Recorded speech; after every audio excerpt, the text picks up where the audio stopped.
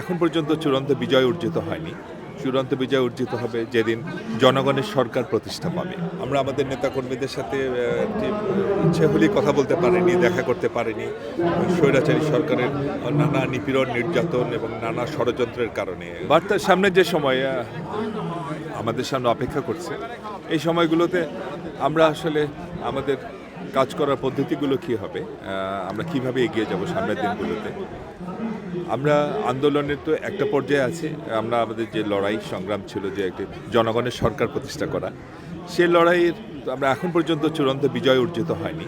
চূড়ান্ত বিজয় অর্জিত হবে যেদিন জনগণের সরকার প্রতিষ্ঠা পাবে। তো সেই লড়াইকে বাকি যে লড়াইটুকু আছে সেটুকু আমরা কিভাবে সফল হতে পারি, কিভাবে জনগণের ক্ষমতা আমরা জনগণের কাছে ফিরিয়ে দিতে পারি, সে ব্যাপারেই আলাপ আলোচনা হবে। আপনারা জানেন যে আমাদের দলটি অনেকখানি তৃণমূল নেতাকর্মীর উপর নির্ভর করে। দলের বিভিন্ন ক্রাইসিসে আমাদের তৃণমূলের নেতাকর্মীরা আমাদের দলের পাশে এসে দাঁড়িয়েছে এবং দলকে রক্ষা করেছে সকল ষড়যন্ত্রের হাত থেকে, অত্যাচার নির্যাতনের হাত থেকে। নিজেরাও যেমন অত্যাচার বরণ করে নিয়েছে এবং তারা দলকেও রক্ষা করেছে। তো সেই তৃণমূলের নেতাকর্মীর মতামতকে আমরা সবসময় প্রাধান্য দিই এবং আজকে তৃণমূলের যারা প্রতিনিধি যারা এখানে আসবেন তারা তাদের মূল্যবান বক্তব্য রাখবেন এবং তাদের বক্তব্যের উপর ভিত্তি করেই আমাদের মাননীয় ভারপ্রাপ্ত চেয়ারম্যান সাহেব এবং দলের যারা অন্যান্য সিনিয়র নেতৃবৃন্দ আছেন তারা আমাদের পরবর্তী কী করণীয় তা নির্ধারণ করবে। তো আজকের বর্ধিত সভাটি এই জন্য অত্যন্ত গুরুত্বপূর্ণ। তো দেখা যাক কী আলাপ আলোচনা হয়।